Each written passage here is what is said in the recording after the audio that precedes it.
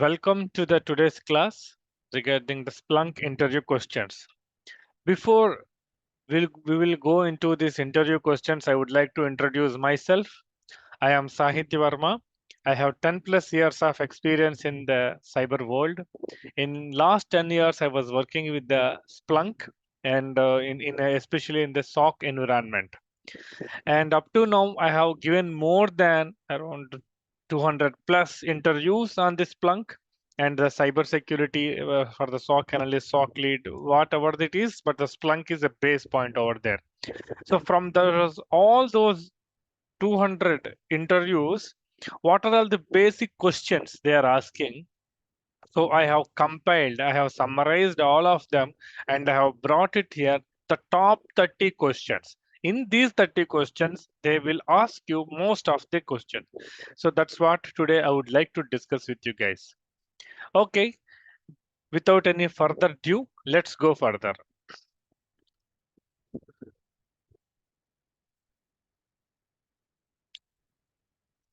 The first question most of the members is asked is what is the Splunk? You know very well, and they also know what is the Splunk, but still, why they are asking this question is they wanted to know how much knowledge you have, what are all the core concepts you are going to discuss regarding this Splunk. What is your experience? Suppose, for example, if you going throughout the cyber security sim, that means it will give the interviewer the concept you only working on the cyber security part only. If you give pure administration thing, then it will come as the you have worked only on the administration part. So like that, depend upon your answer, they will got to know what are all the things you have worked, which things you didn't work. So for this question, what is a Splunk? You have to summarize all the Splunk capabilities and you can inform them. Splunk is a observability and security application, and it helps capture, index, and correlate real-time data in a searchable repository from which it can generate graphs, reports, alerts, dashboards, and visualizations. And Splunk use machine data to identify the patterns, provide metrics, diagnose problems, and provide intelligence for the business operations. So this is I have summarized this. You can go with beyond of this concept also, but you have to touch. You need to touch like about the index, like taking the data into using the forward. It is taking the data, it will index and correlating real-time data. This particular point is important. And searchable repository, and it can generate graph, report, alert, dashboard, visualization. So these are the outputs of this Splunk. Okay, so taking the data and indexing is the input phase, and these are the outputs of this Splunk. And Splunk uses the machine data to identify different patterns and provide with the metrics, diagnose problems, and provide intelligence for the business operations. And also, you can go with the the different Splunk use cases also. Like you can you can go to the Splunk.com and you can take these solutions, right? So you can inform them, like it can be useful in the advanced threat detection, anomaly automation and orchestration, extend visibility to the cloud, instant management, and isolate cloud native problems, and IT modernization. You can go with these the different use cases also. Okay, and the next question is, what are all the standard ports for this Splunk? So there is a, they may not ask what is the standard port, but they ask what is the Splunk management port, what is the web port, what is the indexing port. Okay, so like that they will specify a particular port, and they are looking for the answer from you. And suppose, for example, if I open the Splunk in my laptop, let me uh, run my Splunk in my laptop. And okay, so this is my shell. In that, I will go to the program files, Splunk, and go to the bin.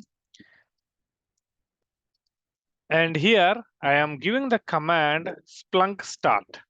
When I say the Splunk start, see, you can see here, this is the HTTP port, which is a web port, management port, which is a Splunk management port is 8089, and you can see the app server port is 8065, and KV store port is 8191. So these all are open or not. So Splunk will verify first these ports. If the port is not present, then it will assign some other port. Okay. However, in 99% of the cases, mostly these ports are mostly will be often open in any of the server. And that's about the second question about what are all the different ports Splunk is using. And next, the next question is what are all the components of this Splunk, and explain the Splunk architecture. So the Splunk is a powerful platform for searching, monitoring, and analyzing the machine-generated data. And the first thing is the forwarder. So forwarder is a Splunk agents. Okay. So these are the forwarders are the lightweight applications of the Splunk, and these are the first concept is the Splunk forwarder. And Splunk forwarder take the data and it will send data to the indexer. It's a second component.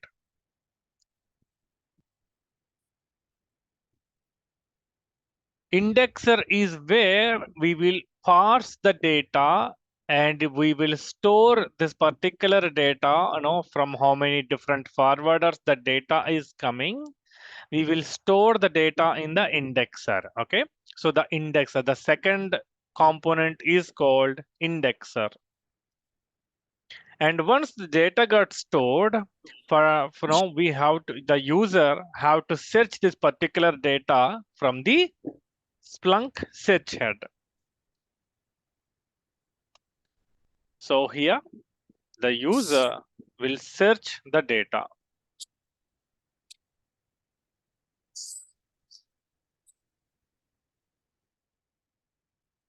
Okay. So this is about the basic components of this Splunk and the basic architecture of this Splunk. So in a basic structure, we have the three different components. First one is the Splunk forwarder, which will collects the data and send it to the indexer. Indexer is the second component which will store that particular data and index the data into the multiple indexes. And search head is the one where the user will sit and now the user will search for the data from the indexer. Okay. And again, we have discussed about the port, right? So here the output port you have to open for the 9997.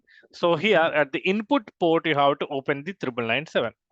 However, the Splunk process you need to run, right? So that need to be run on the 8089. And also the search head and indexer will communicate with the 8089. Also, if you have a separate indexer, another multiple indexers are there. When the data is when they wanted to replicate the data, then the port 8080 need to be open. Okay. So like that, we have to open the multiple ports. So those are the port information earlier we have provided. And this is about the what are all the basic components of the Splunk and what is the Splunk basic architecture. And let's go further.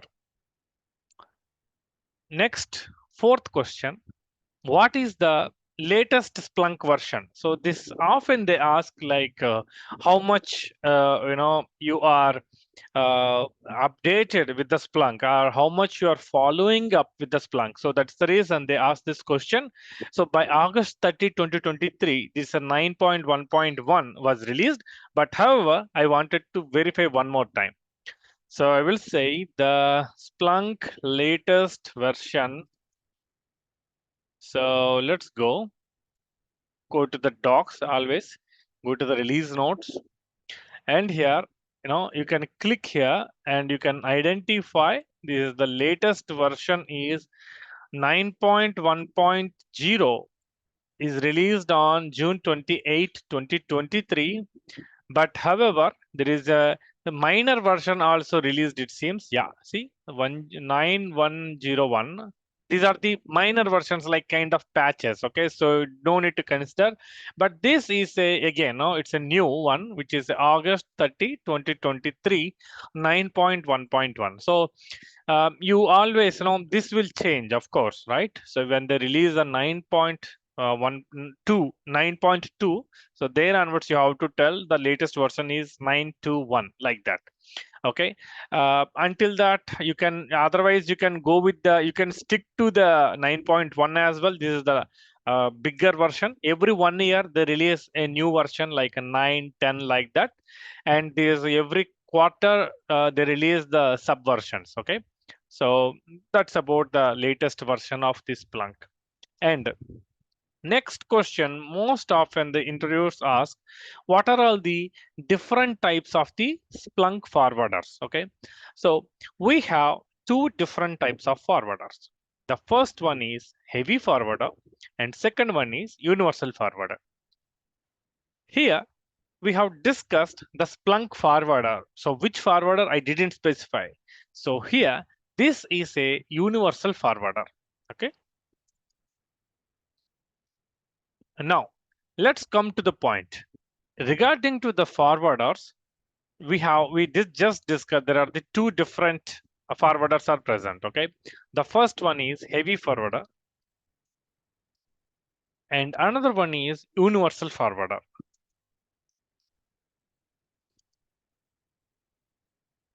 The universal forwarder is a lightweight version,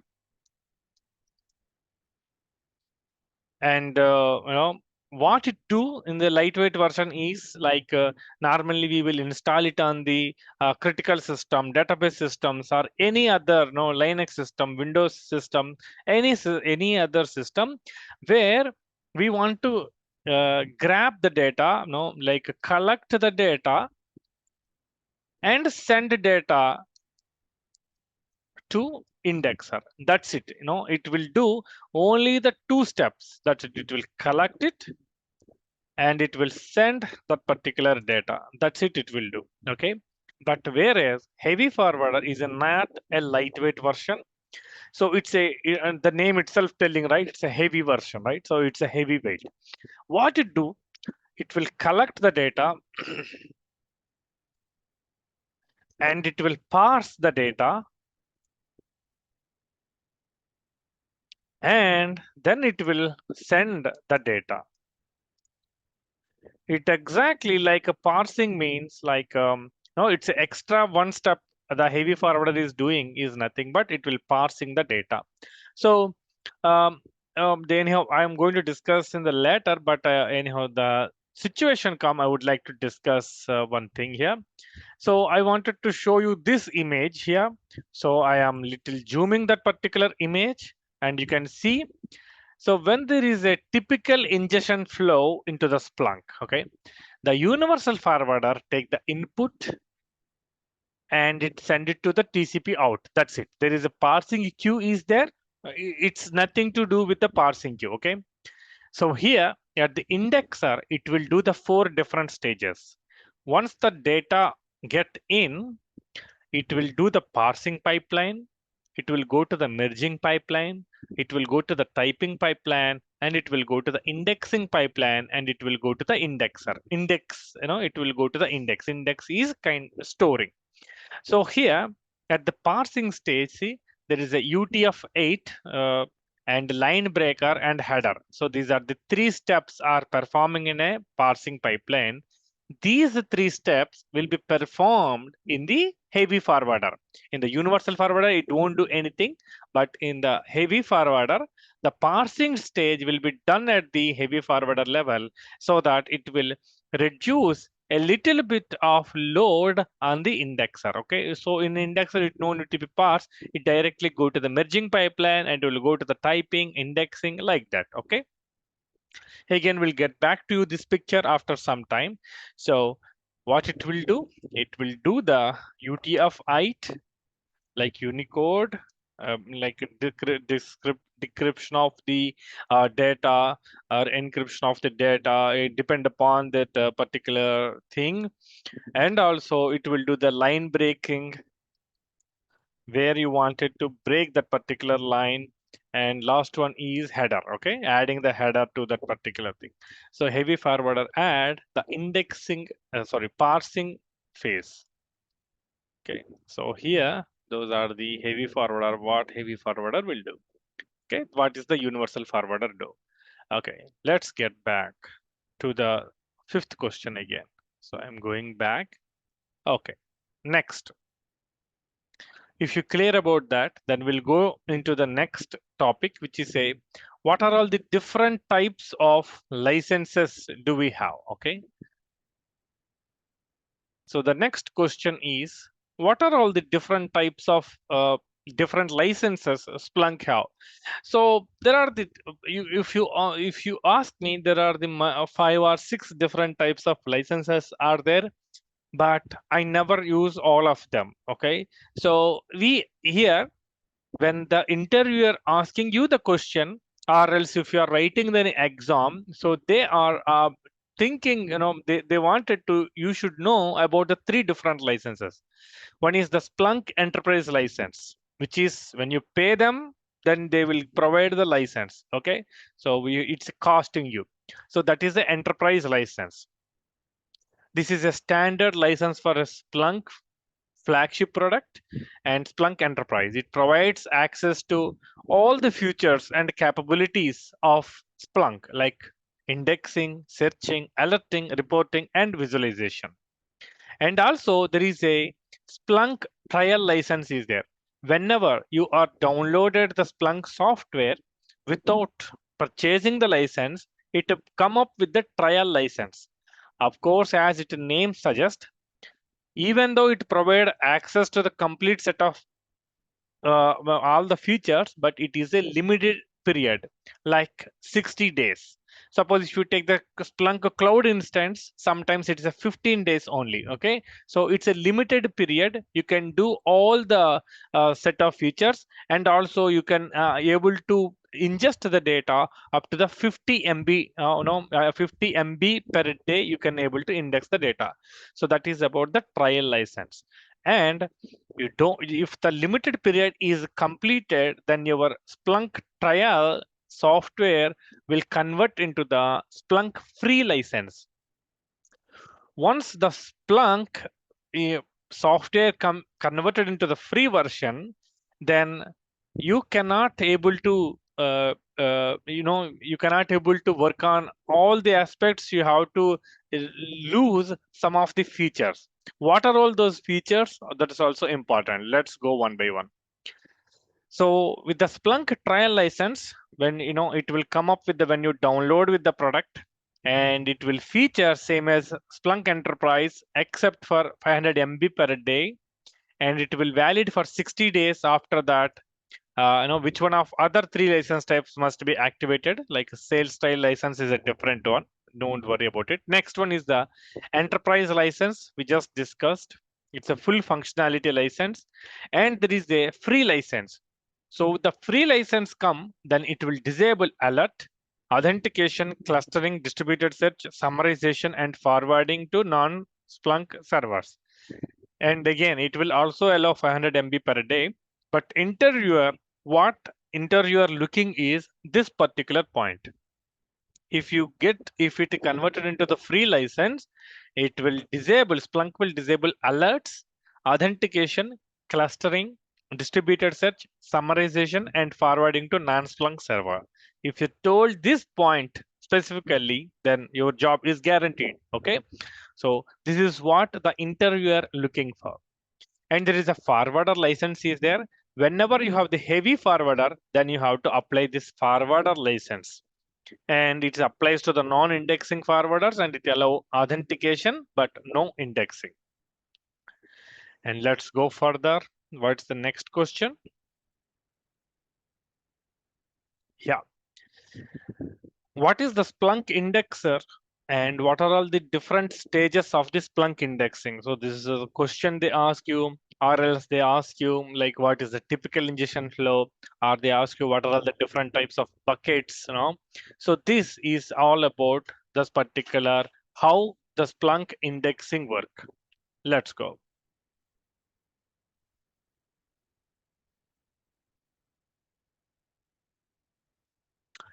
Okay, there is a universal forwarder will be there.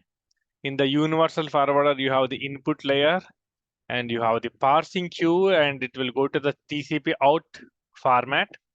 Once the universal forwarder phase is completed, then the data will come to the indexer. Once the indexer input the data, it will go to the parsing queue and it will go to the parsing pipeline. In the parsing pipeline, the data will be like Unicode characters will apply, and line break will apply, and also the header will apply. And next one is the merging pipeline. Next, no, it will go to the aggregator queue and it will go to the merging pipeline. In the merging pipeline, the aggregation will work. And after that, it will go to the typing pipeline, like a regex replacement and the annotator will be completed in the typing. And next phase is the indexing phase. So here, in the indexing pipeline, if suppose if it wanted to go to the output, like you are sending data to different server, it will go to the TCP out. Are you sending to some Syslog server, then it will go to the Syslog. Or you wanted to save the data, then it will go to the indexer. So once it went inside of the indexer, then the data will go into the hot bucket. So here the hot bucket, you can keep add the data, okay? Events stream to hot buckets split by time. And once hot bucket, either it is completed or else a stipulated time is done, it's a more time, then it will go to the warm. Once it come to the warm bucket, see you can see here the lid apply. That means from the warm bucket onwards, you cannot able to edit the data and in the bucket data. Okay, so it will transition to the warm when the size target hit, and after that warm it will go to the cold. Cold buckets may live on separate partition than the hot and warm. Okay, and suppose if you wanted to archive that particular data from the cold, then you can send the data to the archive data, or we call it as a frozen data. Mostly, like you can keep that in a different disk rather in a same indexer, so that you can save some disk space. So the frozen data will be there, and whenever you wanted to work on this particular frozen data, again you have to bring back to the third stage, which is near equal to the cold stage, and then again you have to you can search that particular data. At the frozen bucket, you cannot able to search the data. Okay, so when a interviewer asks you this question, so they are looking for, they are looking mostly for these buckets: hot bucket, warm bucket, cold, frozen, and thawed. However, if you can give this particular information to them, the clear-cut info, that would be very much added value to your answer. Like it will give you full commandment of your knowledge on Splunk. Okay, so if you can give these 4 pipelines, that would be a great fit. And also, adding to this particular picture, they ask you what are all the different stanzas you can send the data from hot bucket to the cold bucket. So either max hot bucket size or else the frozen time periods in seconds. Okay, there are the 2 stanzas are there. Using those 2 stanzas, we can send data to here. So let me see whether I have added those 2 stanzas or not. Okay, I think I did not add. I will first add those two stanzas over here. Splunk hot bucket to cold bucket, frozen time period in second.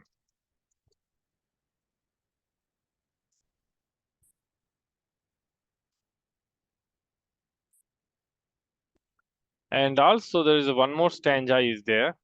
Let me see where is that as well. Frozen, yeah. Yeah, these are the two stanzas. Okay, so I will write those two stanzas here in two different stanzas.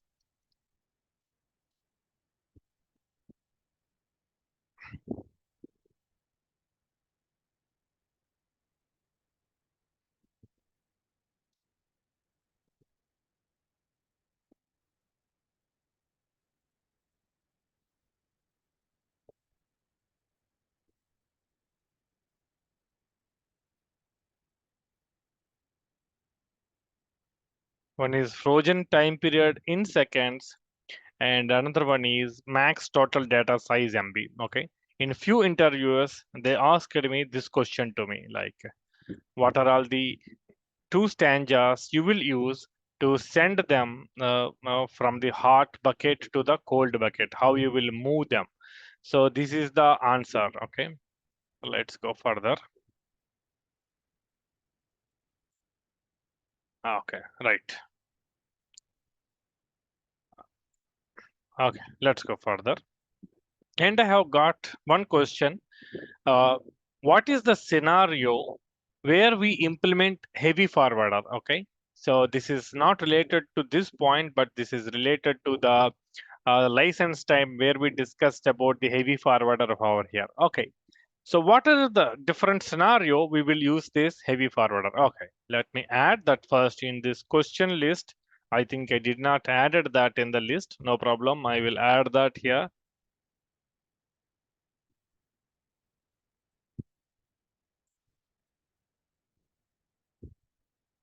In what scenario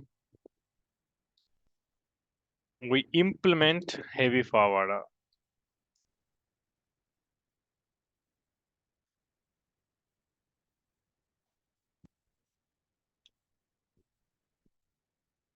I will add the answer later, but first I will discuss that answer here.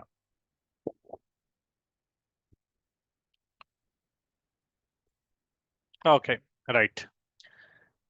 Suppose I have a customer and a customer have headquarters in, for example, US, okay, US. And also we have the multiple teams across the world. Like I have Europe and I have Africa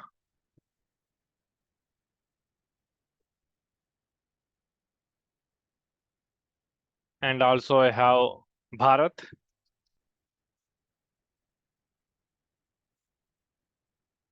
and also we have South, Southeast Asia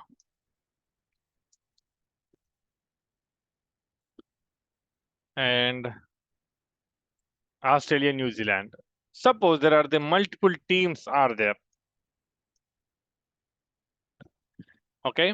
So when I have geographically different teams are present, sending directly the data. Suppose I have indexer in the US territory, and if I want to send data to the US from directly from all the continents to the US indexer, it will be a little difficult for me. Okay, so there will be sometimes the connectivity issues, sometimes there will be network issues, latency issues. There are the multiple issues may present.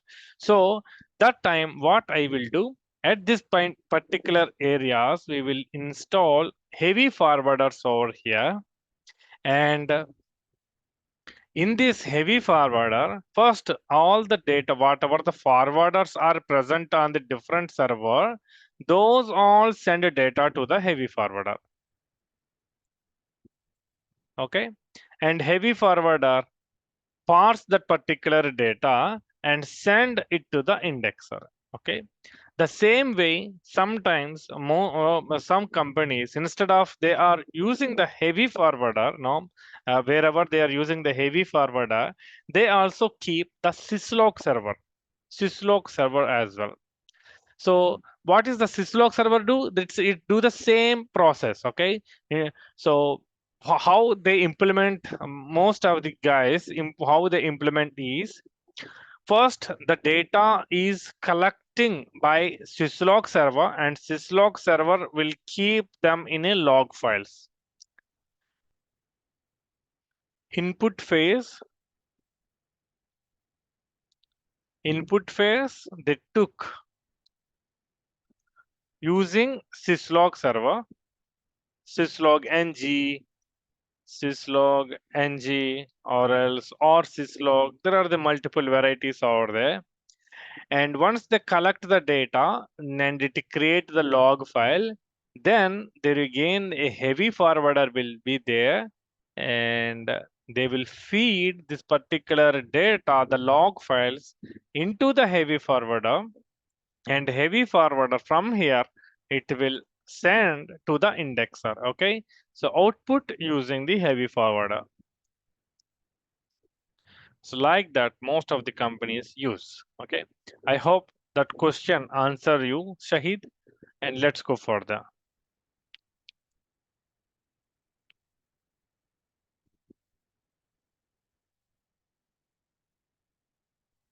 Okay, this is completed. And eighth question. Where are the Splunk default configurations stored? So the Splunk default configuration stored under the Splunk home, etc, system, and default. Okay, so this is the common configuration files will be stored. If suppose if you have created app, then it will be stored under the Splunk home, etc apps, under app, whatever the app name you have created. Again, we'll go to the uh, you can go to the default local, that directory it will be added. And next question. What happens if the license master is unreachable? We just discussed about the licenses. So when you have a multiple clusters in the scenario, like you have the multiple indexers are present in an indexer cluster, to manage all that licenses consumed by these indexers, we will keep a separate component called license master. So the license master, for example, we have the five different indexers are there, and we have 500 GB per day data we can able to index it. Then instead of giving everything to the 100 GB, like for example, these two indexers where I will get the firewall data, network data, where it's a very huge data is coming up, then I will give these two, I will keep them in a separate group, and I will provide them around 250 GB here itself. And these two servers also important. I am getting the more data from here also, then I will create a different one, and here I will give another 150 GB. And this particular server, I will give 100 GB, like that. So I can group them, and I can give a different variety of license meters. I will set up a different license meters to them, so that these two indexers can use more data. Now, in this scenario, what if a license master went down by some reason, like for example, scheduled maintenance, or else the server went down due to because of some other application? Then these indexers will continue take the data, because already the license master is already applied some license to them, and every rolling day period, like for example midnight 12 to the midnight 12, a rolling day period, until that they will calculate how much data they are taking. For example, at this particular stage, if they get more data than, like for example, they index at 260 GB, they will index, but they will create a warning message. But at the same time, if the license master is continuously out, then there it will create a problem. So here The Splunk will continue to function normally for a period of time based on its license quota, and the license master communicates with indexers to enforce the license usage. And if the license master remain unreachable for an extended period, Splunk may start issuing the warnings about the impending license expiration. Okay, but earlier there is a chances like older versions they don't you cannot able to search. When the latest versions you cannot able to search. Okay, but it will send data to the Splunk whenever you wanted to. Renew your license, there they will create a problem because of the license violation. So always be in the limit of the license. Okay, so that's the one thing. So these are the 2 points you have to provide to them. Like it will Splunk indexer will continue, but if it is extendable period, then it will start issuing the warnings about impending about the license expiration. And next one is, what is a summary index?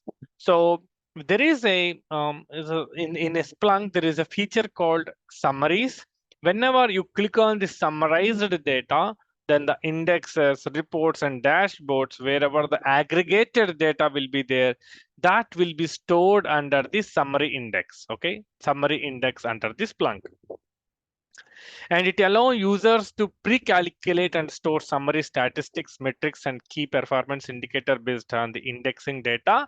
And this can significantly improve performance of searches and reports that require the analysis of large data sets and complex calculation. Like, let me explain a little bit about this summary index concept. So here,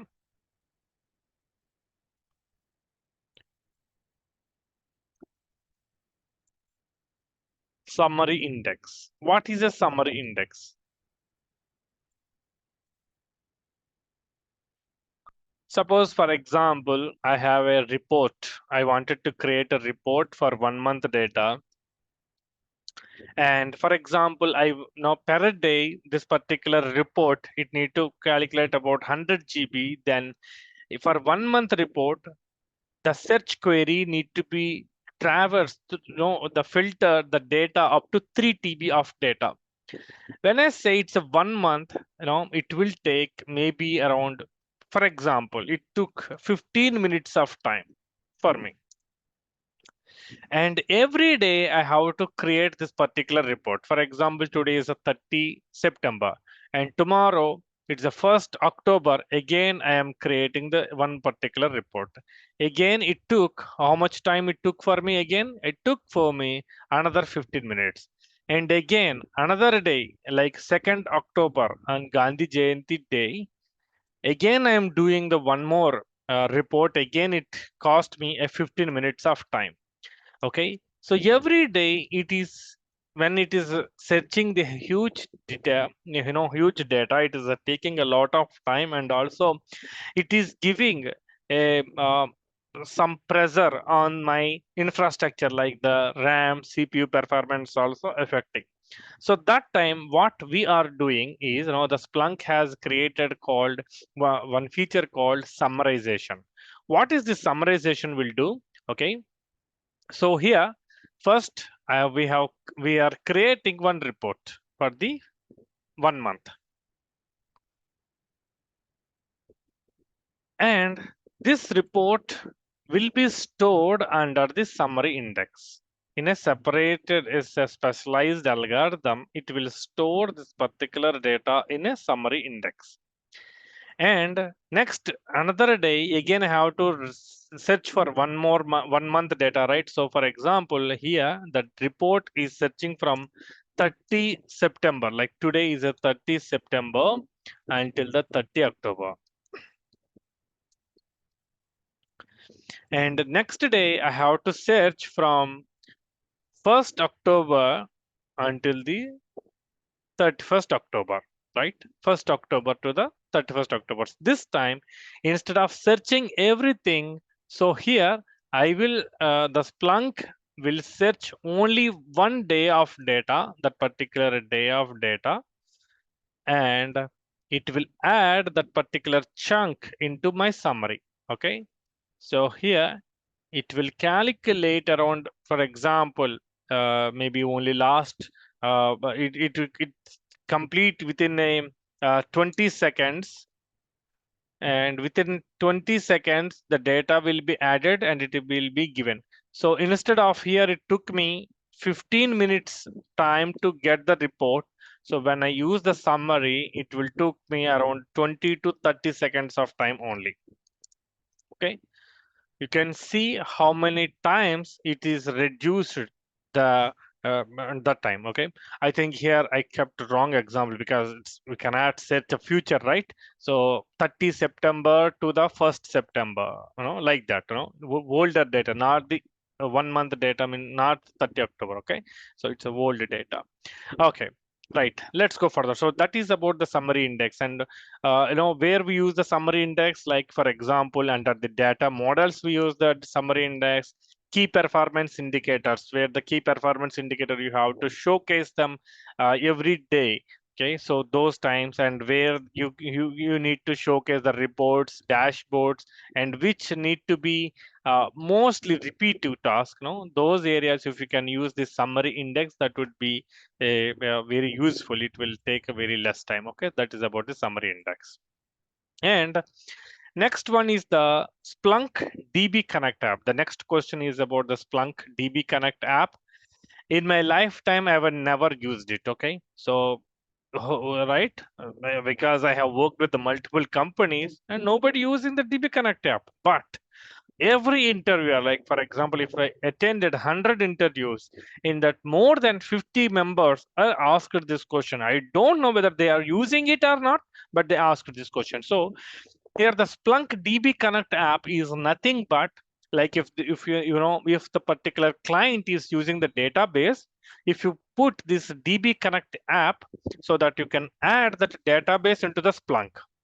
Normally, most of the clients, they don't add entire data again re-index into the Splunk because they already using kind of Oracle or a different database, so they don't bring. But what they bring using the DB Connect app is the authentication. Whoever logged in, who log out of it. And suppose for example, a person logged in and he changed a particular column, particular row, particular value, all those audit logs, committing the changes, those data is they monitor using the Splunk DB Connect app. However, if you want to bring that particular data also, you can able to bring the data using the Splunk DB Connect app. And yeah, this is the one more question. Most of the ones asked, what's the differences between the stats command and also the transaction command? Okay, so the stats command perform the summary statistics and aggregations on individual events or group of events based on the special fields. Okay, so here they brought the aggregations on individual, whereas the transaction, it will group events based on the specific criteria. Like for example, a time or the shared field value to they will do using the transaction. Like for example, um, um, you know if you work with any of the uh, uh, e-commerce website, just for to understanding purpose, so a user, the first event will say the user came and he's added to cart around 20 items, and the user purchased around 2 items. Okay, so here, what is the connection between them? The, like for example, the user particular laptop IP address, right? So using the IP address, if you want to group them, then it will be called the transaction, where the statistics will tell you about like how many events is occurred, how much time it took. So those values will be given by the stats command. Okay, if you know a little bit hands-on experience on the stats and transaction, you can give those examples using the search itself. So that's about the stats and transaction. They're mostly looking for these words, the keywords. Stats command will give the statistics and aggregations on individual events. This particular line need to be put for the stats. For this transaction, it will group events based on the specific criteria. Next, one of the top rated question, which is a everybody asks, like in 100, 99 members will ask, what is the troubleshooting the Splunk performance issues? So, of course, when you saying you already working on this Splunk, no, the performance issues are common, right? So how you have solved them? So it can help them, like how much you have worked on the particular Splunk. So first, if you face any issue with the Splunk, you have to go to the Splunk d.log. In a car, if the car having some issue, you directly go open your engine bonnet, right? So here the bonnet is nothing but Splunk d.log, and here you will see what are all the errors, what are the warnings, and any other indicator issues. And also the server performance issues and monitoring the CPU, memory, disk uses, components like on the indexer, setched, forwarder, and identify any resource spike or constantly high usage. And there is one more app called SOS app, which is a Splunk on Splunk app. So which will monitor, it will check for warnings and errors, and it's a dashboard. You can install and you can verify in this dashboard, and you can check the number of saved searches currently running and their consumption of the system resources. And also you can verify about the indexer health. If you have indexer, what are all the indexer health, whether they are processing data efficiently or not, you have enough disk space or not, if you are encountering any errors on the indexing Splunk.log, and also the search head performance, whether anyone is running on the real-time searches, like resource intensive dashboards are present, any misconfigured settings are there, or long running searches are there. So these things you have to view in the search head. In the search queries, you have to verify for the complex and inefficient search queries, and you have to evaluate whether they can be optimized or if they are overloading the particular system. And forwarder. At the forwarder, you have to verify whether it's functioning correctly and not overwhelming the indexers with the data. Ensure they are sending data on an appropriate rate, and also review indexing pipeline. So understand the flow of the data through the indexing pipeline and identify any bottlenecks and heavy transformations or congested queues. And volume and retention, whether if you are retentioning any data, whether you are keeping in a different disk or same disk.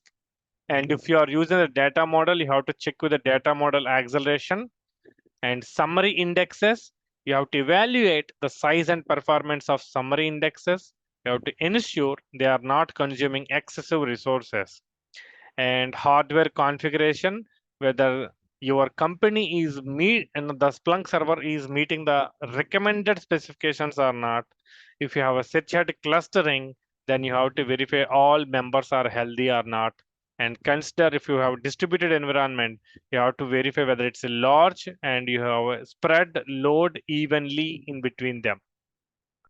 If you're still not able to find out, then you have to check with engage Splunk support and implement a performance enhancement and monitor and iterate. I have kept multiple points like whatever I have identified, but you can inform, these 4 points are more than enough. But if you can able to give the below additional details, at least 1 or 2, that will give you, a good, you can steal the interviewer heart. Okay, so because these all are like when you have experience, then you can tell most of them from here. So you have to take 1 or 2 and you can give them with the example. So this is about 13. Let's go with the 14. What are all the buckets, and explain the Splunk bucket life cycle, how indexing work. I just explained it earlier, so I'm just skipping this. We already done with it.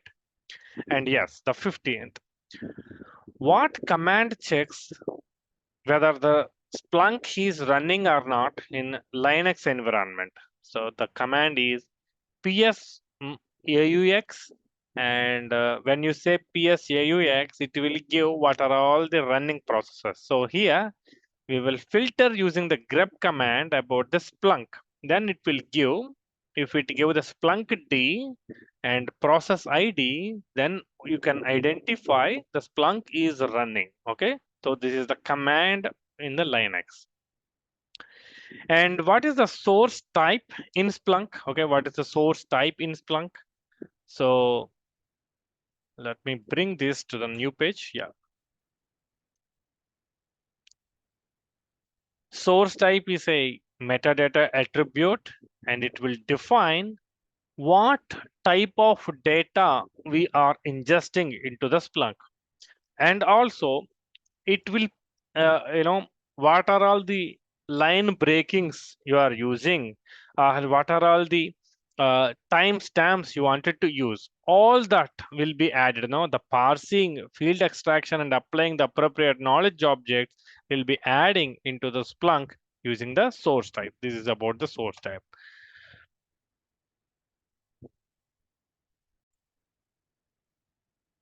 Yes. Next one is the 17th question. Most of them asking about what is a B tool, and that's what they ask. They don't, sometimes they don't ask about the troubleshooting the Splunk configuration, but they ask what is B tool. Okay, if you do you know B tool or not. So the B tool can be used to check the syntax and validity of the configuration files, and this helps identify any errors or misconfigurations that might be causing the issues. Suppose we have the multiple configuration files.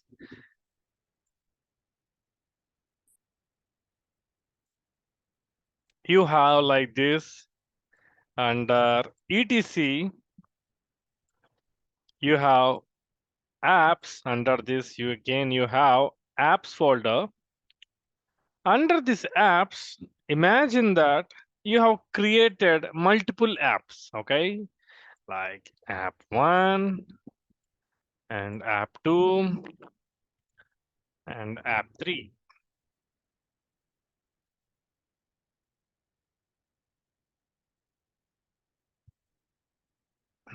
Okay, let me bring a little bit closer because there is more depictions will be there. App 2 and app 3. Again, after that, under that, again, they have the local.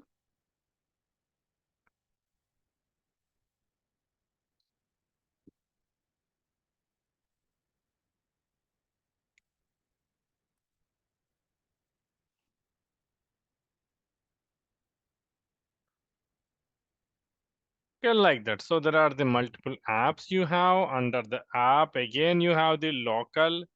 Under the local, imagine that you have this props.conf file. Okay, you have props.conf file again in each and every every app. So now when you are sending the data into the indexer, indexer have to apply the multiple props.conf. So what is the precedence, how it is applying, like, whether this props.conf file have the most precedence, this one have the more precedence, or the third one have the more precedence. So actually that's is covering of the next question actually. So what is the precedence in the Splunk? Like first one is the system local, app default, and system default. This is the priorities. However, when you have the multiple applications are there, according to the alphabetical order, the precedences will be there. So here you have use app 1, app 2, app 3. This props.conf will apply first, the next one like that. So when you apply the B tool, when the Splunk is applying the all configuration file, all these configurations file will become a master configuration file. In the master configuration file, all these will be added here. Like for example, app1 props.conf, whatever the stanzas are there, all those will be added. Next, app2 props.conf and app3 props.conf. So which props.conf is having the precedence when you have some doubt, when you have a question, whenever your props.conf is not applying that times, you can change. Like for example, you want to be apply here the app3 props.conf some stanza. So at that particular time, whatever the stanza is there, you can change that particular stanza in app one, like something, do modification here and there, and you will make sure the app3, whatever the configuration file you wanted to add, you can add them. Suppose if if you want more precedence for the app3, so sometimes what we will do is we will change from the app local to the system local, because the system local contain the highest priority. But however, it's not good practice, but sometimes you don't have much time you need to do, so we will add it into the system local. Next one is the Fishbucket. Okay, so the name is a variety, so that's the reason most of them will ask about what is the Fishbucket and what is the Fishbucket index will do in Splunk. Now, imagine that your Splunk is monitoring a file which is contain 1,000 lines. Okay, and it started reading that particular file or monitoring that particular file. At the 500 line, somehow the Splunk went down. Splunk went down. Once the Splunk bring up or it came up, it need to start the line from the 501 onwards, because the Splunk license apply on the whatever the indexing. So you don't want to index again those 500 lines, because it may consume more index, right? It's a license is precious, very costly. So that time, how Splunk know whether it has already read these 500 lines or not? So that where come up our Fishbucket, which underscore as a precedence, underscore Fishbucket, which is the internal index. That's the reason it contains the underscore ahead.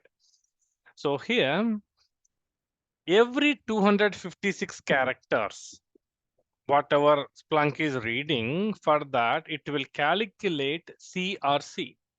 We call this is nothing but cyclic redundancy check,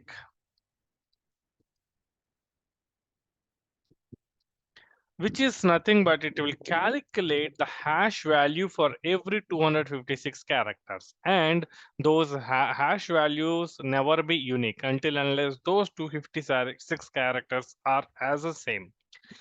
So these 256 characters, every 256 characters it already have. So when the Splunk again, though it read from the starting, there is a tail reader also. One option will be there. If you have a tail reader, that's fine. Even the tail reader is how it will take is using the Fishbucket index only. So all of them already Fishbucket will be there. So from the 501 line onwards, the new hash values will be there, which is not matching with the current Fishbucket, so that it will read file from the 501 line onwards. So the Fishbucket is an index containing seek pointers and CRCs for the files we are indexing. So Splunkd can tell us if it has already read them already or not. And you can access it through using the graphic user interface from the Splunk web using the index is equal to the underscore Fishbucket. Next, sometimes you have, the next question, it's the 20th question. How do I exclude some events from being indexed by Splunk? Okay, so here, if you have multiple indexed files you have, and you wanted to know, you don't want to index all of them. Like you don't want to index few of the files, right?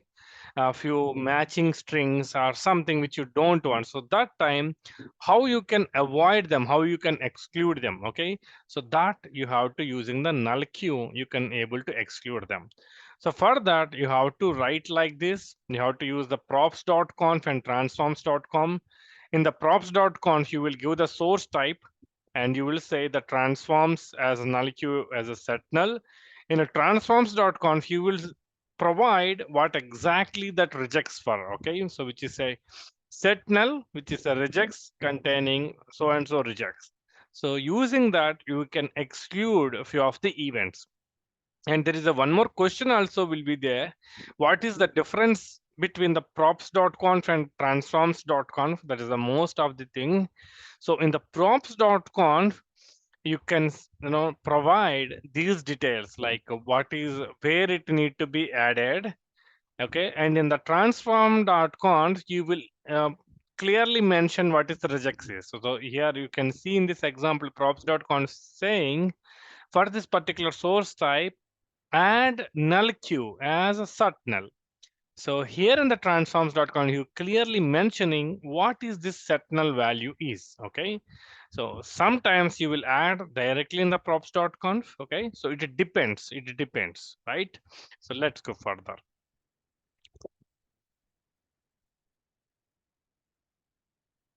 Okay, so in a few companies, when the users can search for all time, right? Or they may search for last 7 days. So that time, if you have huge data, like per day, you are using the 200 TB of data you are ingesting into the Splunk. For the 7 days means 1400 TB of data that particular user may search for, no, whenever they use the index is equal to star. So that time, as a Splunk admin guy, you can able to restrict them from searching the entire data to the particular period of time. So that we can use using the UI preferences.conf, like we call it as a UI prefs.conf, which is present under Splunk home etc system local, and here you have to mention in the search stanza dispatch earliest time. At the rate D means how many days, but you can give minutes also here, okay? Like 15 minutes you can, and the latest time is now. So even though they said they can able to search only the 15 minutes of the data. If they want to increase, they will increase, okay? The individual. So this is about how you can set a default search time in Splunk. And next question is, what is a dispatch directory? So whenever you run any of the search, the Splunk will store the data of the search values in a CSV file, okay? Suppose if you rerun that particular search, it will use the same CSV file. Like if you do small modification, it will use the old CSV file to bring out more details. So that is called the dispatch directory. In sometimes in a real-time scenario, I have got a problem like my dispatch directory got filled. So where Splunk search cannot able to write that CSV file in my dispatch directory, because of that Splunk searches are not executing. When I have identified the root cause analysis, because there is one real-time search is there, every 1 second there is a new search it is running and it is creating a CSV file. So because of which the CSV files consumed, that there are thousands of them, which is consumed my disk quota of that particular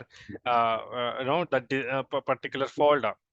So again, we have dismantled, like first disabled that particular real-time search and have deleted these dispatch directory, the old searches. Then only my Splunk again got running. So that is about the dispatch directory. And next question, what is a search factor and replication factor? So let's discuss a little bit about the search factor and replication factor. When you have indexer cluster, when you have when you implement an indexer cluster, Suppose, for example, you have a 5 indexers are in place, and for this indexer cluster, there will be one cluster master will be there.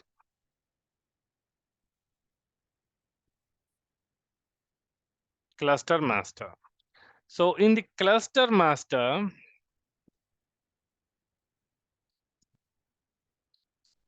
you have to mention, like, what is a replication factor and what is a search factor. You are storing the copies of the data. So first, the Splunk, whenever we are storing the data, it will store the data in a raw data file and indexed file. We call it as IDX, IDX file. So here, okay, and raw data file size is less. Raw data file size is less compared to the index data file. Data size, file size is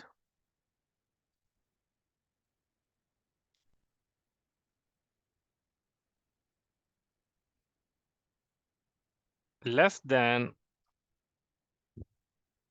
indexed data, indexed file. Okay. So using this particular formula, okay, so Splunk will store some data, like how? Like for example, here we say the replication factor is 3, then the search factor either equal or less than the replication factor. So that means we will keep 2, okay, like that. So because the search factor means it's indexed files which is consume more data, okay, the replication factor. Like for example, suppose we have kept one file came and we have added like this. We have kept replication 1 here, R2 here, and as per the replication factor R3 here. And here the indexed file will be there S1, and here indexed file S2 is there. For example, search factor. So suppose, for example, imagine that all these 4 indexers went down when there is a search head is asking about the particular data, then the cluster master will will tell the search head that, hey, take it from this particular 5th indexer where you have that searchable copy is already present. You can take the data. For example, these 4 went down and this particular search query is up. So that time the cluster master will provide, you can take from this particular indexer. Then this indexer, it have the raw data, then it will create an indexer data, and then the search copy, it will create a search bundle and it will upload it to the search head. So and the search head you can able to view the data.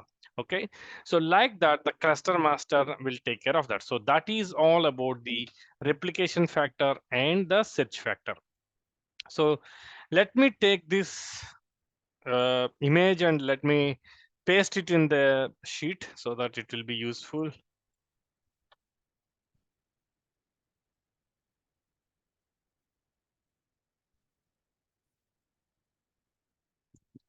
Okay, let's go further. Next, how to stop and start the Splunk service. So you can go to the Splunk home, and the command is for the Splunk stop, you have to say Splunk stop, and you want to say start Splunk start. Okay, so to do that, you have to apply, no, you have to go to the Splunk home etc bin. No, you have to go under the Splunk home under bin, in the bin directory. Go to the Splunk home bin directory, and then you can apply this. Whenever you want to restart, you can click on the restart button over there, like Splunk restart. And if they ask you if you know about any of these Splunk commands, you can go with any of these below commands. Okay, so the first one is the search command, which is the most fundamental command used to search for events in Splunk. And next one is the table command. It will format the search results into the table. And stats will perform the statistical operations like count, sum, average, and time chart, like it will generate the time-based visualization like eval. It will allow creation of calculated fields, and where it will filter events based on the specified condition. And next one is a renames fields for better readability. And dedupe remove the duplicate events based on the specific fields. And rex, which is regular expression, you can apply a regular expression to extract any particular field at the search time. Next one is the transaction. It will group events together based on the defined criteria. And join, it will joins the results from multiple subsearches based on the common fields. And lookup, like once the data get into the index, you cannot able to modify them, but whenever you wanted to add additional information, then you can use external lookup tables using the lookup command. Next one is append. The name itself is suggesting it will combine the results from two or more searches. And top, the same name suggesting it will display the top 10 values. You can give the count, like a count 100, like that you can give, but the normal as a default it will give the top 10. Chart, here it will create various charts, graphs based on the Splunk results, search results. And time, it sets the time range for the particular search. Rex, sorry, it's a duplicate one. Next one is the fill down. So it will copies the field values from one event to the another based on the specified condition. Next one is the MV expand. Okay, so it will expand, which is MV suggestion for multi-value fields. Okay, whenever you have the multi-value fields, then it will be separate into the, it will add them into the, expand it into the separate fields. And rename, you can rename the field for the better readability. And stats, it's duplicate again, sorry. Next one is the input lookup. In input lookup, you will read data from the external lookup table. And output lookup, like whenever you want to add the data into the search results, you into the external lookup, you will use the output lookup. Next one is the delete. It will delete the events or fields from the search results, but however, as a default user, you cannot able to do that. Even admin cannot able to do until unless the admin role added the can delete option. Okay, so you need can delete role, can underscore delete role added to your to role, no, to user role. Okay. Next one is a saved search, like it will execute the saved search within the search. So these all. And next one, like the basic question, what are all the different search modes are present? There are the three modes are there: fast mode, verbose mode, and smart mode. The first one is fast mode. It will speeds up your search result by limiting the types of data. And verbose mode will bring all the information about all the fields. And when you bring all the data, it is a slower compared to the fast mode. And next one is a smart mode. So smart mode is toggling between the fast mode and verbose mode, depend upon the results and the search commands. Okay. And 27th question. Sometimes they ask you about, can you tell me what are all the different configuration files you have worked on? So that time you can tell, like the first one is the props.conf. It will be used for configuring the event processing, such as field extraction, timestamp, and event line merging. We just discussed about the null queue, how you use the props.conf and transforms.conf. In transforms.conf, you will define field extraction, alias, masking, and other data transformation. And inputs.conf and outputs.conf. Using the inputs.conf, you will add, how to monitor the Splunk data, especially use these two in the Splunk Forwarder. And you can monitor the files, directories, network port scripts using the inputs.conf. Using the outputs.conf, you will add the output.conf in a forwarder, and you will tell the forwarder to send data to my indexer cluster or send data to that particular indexer. Okay, so that will tell about the outputs.conf. And indexes.conf, it will contain settings for defining and managing the indexes, including the storage location, the retention policies, how much time the data need to be stored, and access permissions will be added in the indexes.conf. And server.conf, it contains various server-wide settings, including the settings for web server, license management, and deployment configuration. And limits configuration, which is a control system-wide limits and settings for various aspects of Splunk, like search limit, resource allocation, all those will be added in the limits.conf. Next one is authorization.conf. 1 minute, it went up. Authorization.conf. It contains settings for user authentication methods. If you are using the local authentication or LDAP, SAML, all those will be added. Next one is authorize.conf. Like wherever you are using the role-based access control, the role-based information will be added under the authorize.conf. Next one is saved searches.conf. It contains saved searches and pre-configured search queries that can be reused and scheduled. Okay. Next, there is a one more. Earlier we discussed about the stats and transaction, but sometimes they ask about a question about the stats and event stats. Okay, stats and event stats. So in this stats and event stats, stat command calculates statistics for every field in your events and store these values in newly created fields. Whereas the event stats, it is also similar to the stats command, and this calculate a statistical result. Okay, while the event stats command is similar to stats, it add aggregate results in line to each and every event. Okay, while search is running, it will add aggregate results to each event, whereas stats command, it won't do that. It will add everything and it will show the calculated statistics at the last. Next, if we go 29, which is what's the lookup command and what's the difference between input lookup and output lookup. Once the data come into the Splunk, you cannot able to edit the data. Okay. So whenever you want to add a data, you have to add using input, the lookup command. You have to add a lookup file.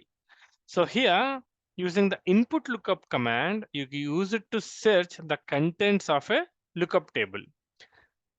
Conversely, in the output lookup command, you can output a particular search result into a specified lookup table. Okay, so this is about the simple and little confused about the input lookup and output lookup, but the name suggesting, using the name you can able to define it. And next question is, what do you mean by the search factor and replication factor? I think it's a repetitive question. We already discussed about this. Let's skip it and let's go further. Yeah, 31, which is the most often, and everybody asks this question, like, what is the troubleshooting steps for the universal forwarder? Okay. There are around 7-8 steps are there, but those are compulsory and must you have to inform them first. The step 1, check if the Splunk process is running on the Splunk forwarder. How you will identify that? Using this command, ps-ef and grep splunkd. Then if the splunkd came up, that means splunkd is running. The same way, in a Windows, you go to the Splunk home bin and you will write the command Splunk status, like here, like the, for example, I think it's stuck up to know somewhere in my system. Yeah, it's going up. 1 minute. It's starting. Okay, let's go further.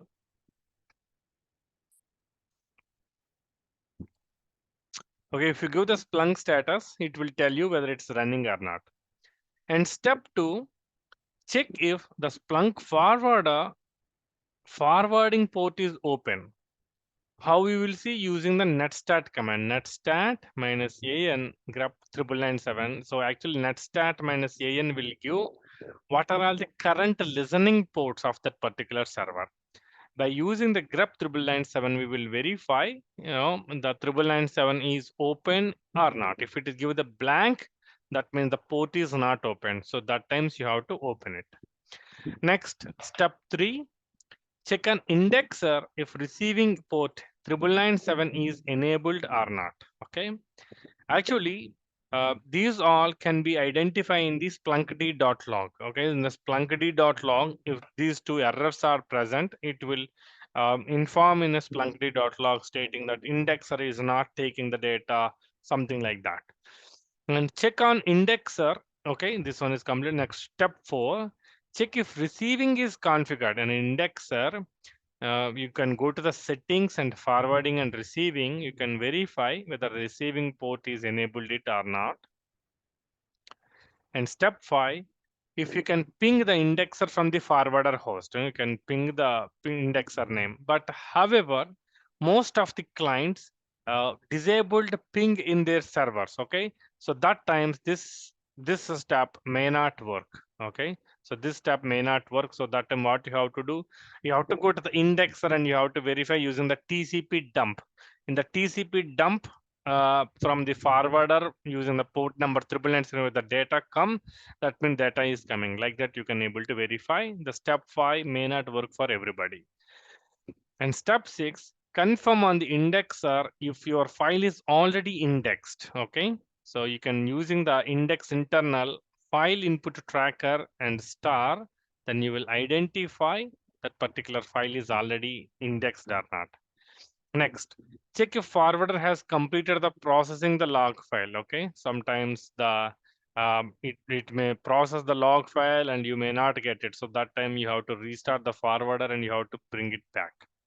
Next, step 8, check out the log file permissions. You send it to the Splunk whether you have the file contain the proper permissions or not. And step 9, you can check the output, in the file system, in the inputs.conf and outputs.conf, you have provided a proper files or not. Okay, so for example, this is the example of inputs.conf file.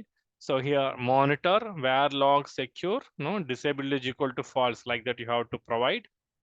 And where log messages disabled is equal to false, and this is source type syslog. And same way, I think there shouldn't be new line here. Okay, let me see. Okay, there is something line gap. Okay, no issue. Next one, this is about the outputs.conf example.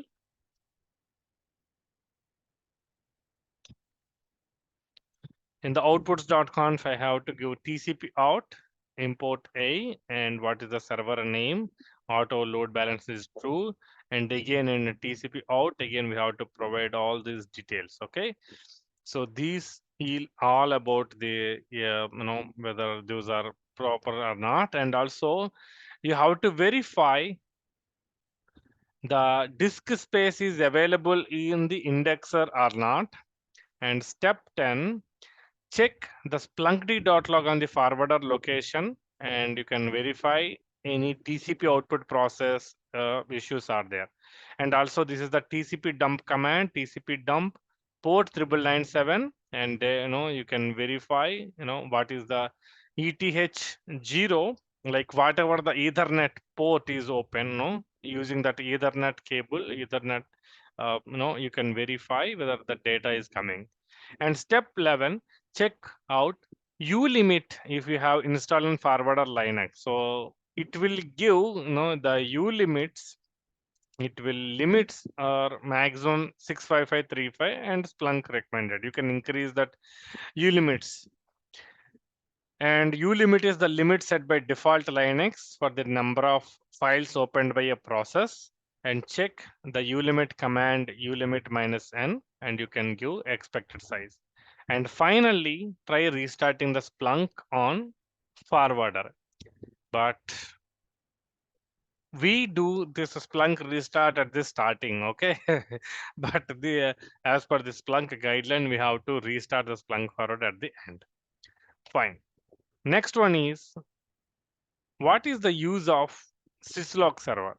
The Syslog server collects data from the various devices like a router, switches, and application logs from the web server, and you can use syslog or syslog ng command to configure the Syslog server.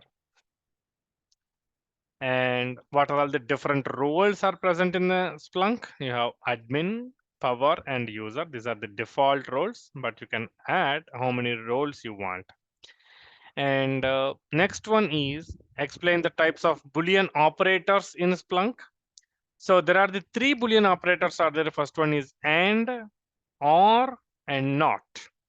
So and, no, it is implies between two terms, or either one of two arguments should be true, and not use it to filter out events having a specified word. Okay. Next, this is one of the member is asked a question, so I try added, and also there is one more question I will add. The difference between props.conf and transforms.conf. Okay, so this is the most important question. I'm not sure how I missed it, but we can go through it now.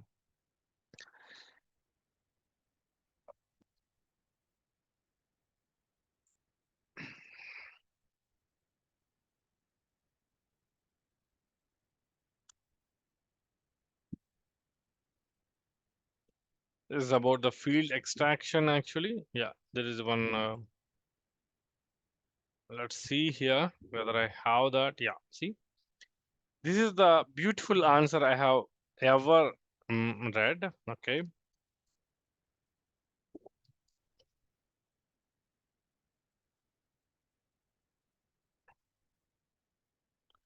In props.conf, you say events with the source type XXX has the extraction YYY applied to it at the parse time, or events with the host HHH has a lookup JJJ applied at the set time. Where on the transforms.conf, we will specify what exactly how the extraction XXX forked or the lookup JJJ where it is coming from. Okay, so that's one beautiful answer. And also there is a, let me close it. Let me close this as well here. And also, but however, uh, some of the rules are specified directly in props.conf, like rules parsing timestamp line blocks are only specified at the props.conf, while others can be either directed, defined in props.conf or referenced back to the transforms.conf. This is also true. So this is a point number 2 will be added here. So here I will add it as a point 1. This is a point 2. And this is a point 3. Okay. And next, in the same, there is a below, there is a one more answer also one of our friend has given. The regex based field extraction can be specified in inline using the props.conf via extract field, or using the transforms.conf and referenced from props.conf via report. This is the one more example. And if you are using the extraction rule and other source types hosts, it is recommended that to use 2 for extraction that you know are not going to be reused, then you can use 1. Okay. So this is also one more important. So I will keep that as well as a different point. And let me see, any of our friend has given more answers. Yeah, here is the example we have already. One example is present here. So let me copy that example from above using the null queue example so that it will be helpful if anyone would like to see, like the example of transforms.conf. So these I will add in the below as well.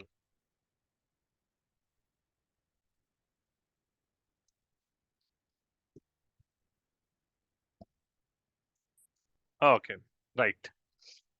Next, after this, there are the multiple scenario based questions will be asked, guys, because the up to now whatever you have, the answers will be there, those will be given by anyone.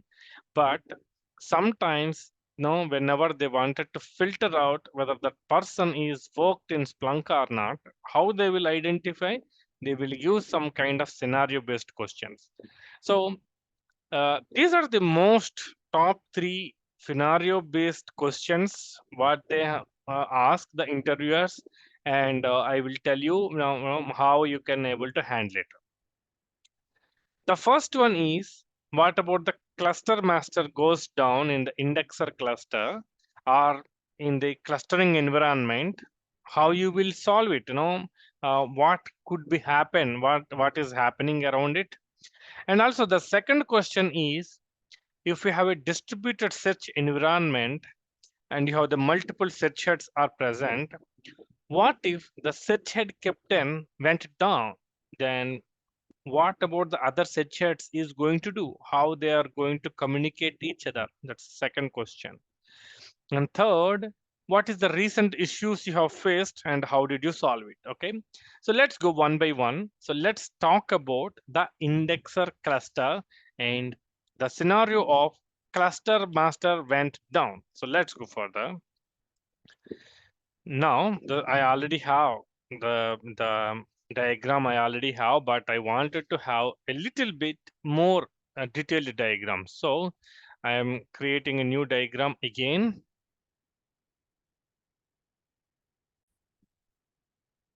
Here you go. This is my environment. Okay. In this environment, I have the three indexers, 1, 2, 3, and three of them are monitoring by the cluster master. And also I have the two search heads. Okay, these two search heads are communicating with my the cluster, my cluster environment. Whenever a search head is wanted some data, a data bundle, when it communicate with the cluster master will inform the search head where that particular data is present. For example, if the data is present on the indexer 1, then that particular request is routed to the indexer 1. Then indexer 1 will bundle, create a bundle, search bundle, and it will push back to the search head. It will send it to the search head. Suppose if the indexer 1 is went down, so that time cluster master know where is the replication is present of this particular search query. So it will route that particular search head to that particular search head. For example, indexer 1 went down and again search head asked a different question. And cluster master know the indexer 1 have a replication factor here, and that particular that's the copy is present in indexer 3. So it will it will communicate with the indexer 3 using the hey, cluster master. So the indexer 3 will create a searchable copy, and again it will send back to the search head. So this is how it will do only because of the cluster master. The indexers, they don't know, even though when now they don't know where is the searchable copy is present. This is the top end of the cluster master. What about the below one? Forwarder time. Whenever a forwarder is sending some data, for example, it send one data to the indexer 2, and that data need to be replicated into the multiple indexer, depend upon the cluster master know what is the search factor and what is the replication factor. Using that, cluster master will ask this particular bundle, the indexer, to, hey, no, first it will create one one searchable copy, one raw copy. According to the search factor and raw factor, it will copy those file into the remaining indexers. Okay, you asking, for example, it is asking the cluster master, for example, it is telling you you have to keep only in the indexer one, so it will keep only in the indexer one. So at the, like that. Now at this scenario, now everything is fallen. Now at this particular scenario, the cluster master, sorry, the cluster master went down. Now the one forwarder is sending one data to the indexer, and at this moment indexer doesn't know where to keep the searchable copy, so it will create one search factor and replication factor, and using the old no the last conversation with the cluster master. Suppose it has added in the indexer one, it will continuously adding into the indexer one. Suppose even indexer one went down, then that's it. Indexer two doesn't have any brain and it won't copy any file into the indexer three. That's it. Okay. Again, when the cluster master came up, so at that moment, cluster master communicate with indexer 2 and it will verify it isn't copied anywhere, and now it will ask the indexer 2 to copy into either indexer 1 or indexer 3 depending on the replication factor and search factor. Now this is the from the forwarder end. What about search head area? From the search head. Search head has requested one data to the indexer, the indexer cluster. This time the cluster master doesn't have it. And indexer 2, it asks directly the indexer 2, and indexer 2 doesn't have that particular copy, but indexer 1 have it and indexer 3 have it. But due to the cluster master doesn't have, it will provide the empty result to the search head. Whenever the cluster master went down in a search head, it will display one message stating that cluster master went down, and you can you can able to view the partial results. Okay, you able to view partial results or wrong result, partial or no result. Okay, so whenever the cluster master went down, that will become your priority one issue. You have to work on it and you have to bring it up. Okay, because the users feel the heat because they don't cannot able to get the real data. Suppose you are in a cyber security environment, you are using the enterprise security, then it won't get a proper detail. No, it won't get all the holistic view of your security infrastructure, security architectures. That will become a huge impact on your security monitoring as well. Okay, so the cluster mastery is important. So this is about the first question. So let me copy this and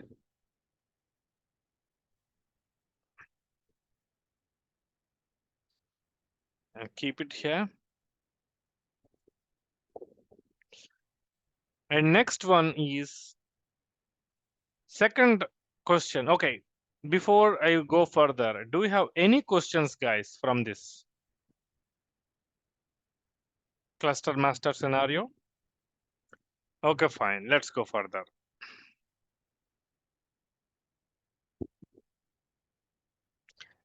Second question is, if you have a search head clustering, in that search head clustering, if the search head captain went down, then how how the remaining alerts will be worked, how they distribute the remaining alerts.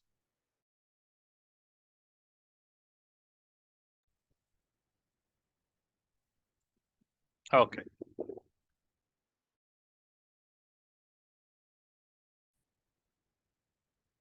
Okay.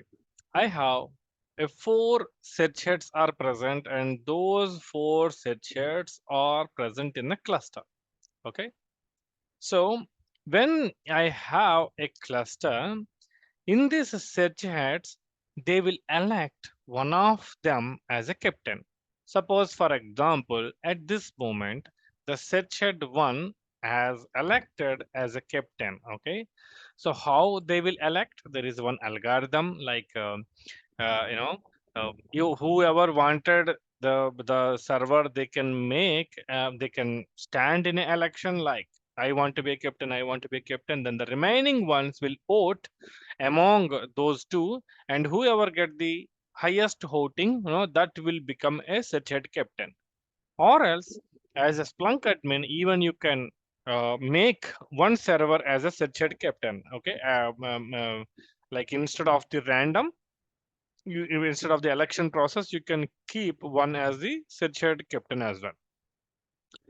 Now, when you have a search head one as a captain, so the search head, suppose for example, if I added one report in a search head 3, and same thing, same report will be copied into 1, 2, 3, 4. Okay. And suppose for example, if I wanted to run that particular report every 20 minutes, so set head captain will identify, suppose set head 4 is a less resource utilization. So set head captain will tell, hey, 4, you do this, you run this particular report, you send the email or you run this. So like that, whoever using the less resources, it will provide that it's actually kind of load balancing between the reports and all. It's like first step, whatever the knowledge object has created, that will be replicated, and second, it will do the load balancing among ad hoc request, and also the scheduled, whatever the scheduled reports are there, that is also it will give as the it will do the load balancing. What if now the interviewer is asking you the question, what if this particular captain went down?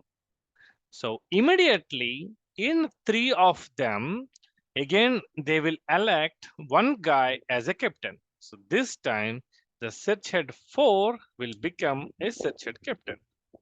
Okay. So it will continuous, again. Now same thing will happen. Like if you add some, I am adding some new data here now.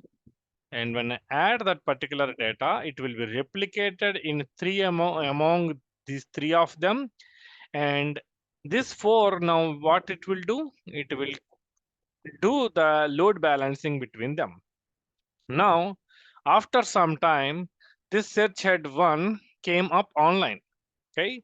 So that time, the search head captain currently is a search head 4, right?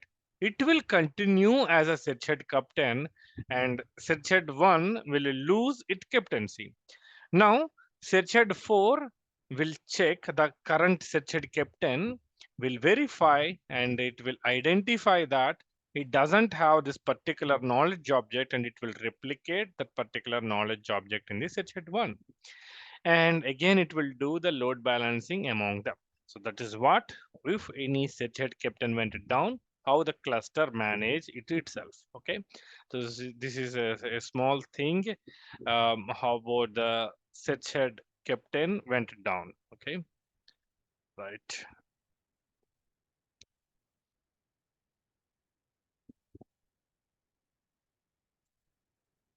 Next question is, they ask you, did you recently faced any issue? Did you, how you will solve it? So this one, what you can do is, I will suggest all of my colleagues or my students that go to the Splunk Answers. Okay, so the Splunk Answers is a very big community, and in that community, every now and then, one person have there are the 141,000 discussions are there. You no need to go into each and everything, but see, there is a community activity there are the multiple questions are adding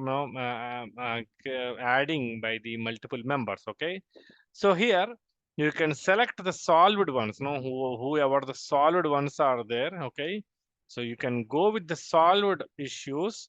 Now you can go with a time wrap for how to time wrap for today format, or they will be, if you go little down. See, why won't my data set literal parse? So if you go to that particular answer, you can mention whatever this particular thing happened. You will tell this is the problem I have faced and this is how I have solved. That's it. Okay. Take 3 or 4 of the scenarios, always keep in ready, and also you always think from the interviewer perspective how questions randomly they may ask. Okay, so you should be prepared for that answers as well. Okay, so like that, that is the best way how you can mention this particular question, like how recent issue you have faced. Okay, it's very rare the interviewer having this problem. Okay, there is a chance, but it's a very rare and unique, right? So don't worry about that, and using this a small tip, you can able to get this solve the issue, solve the problem. So that's all about this particular class about and how you can prepare interviews using this. Okay, and you can follow my LinkedIn, and I will share this particular document to all of you whoever joined this class. Okay, guys, thank you very much for joining.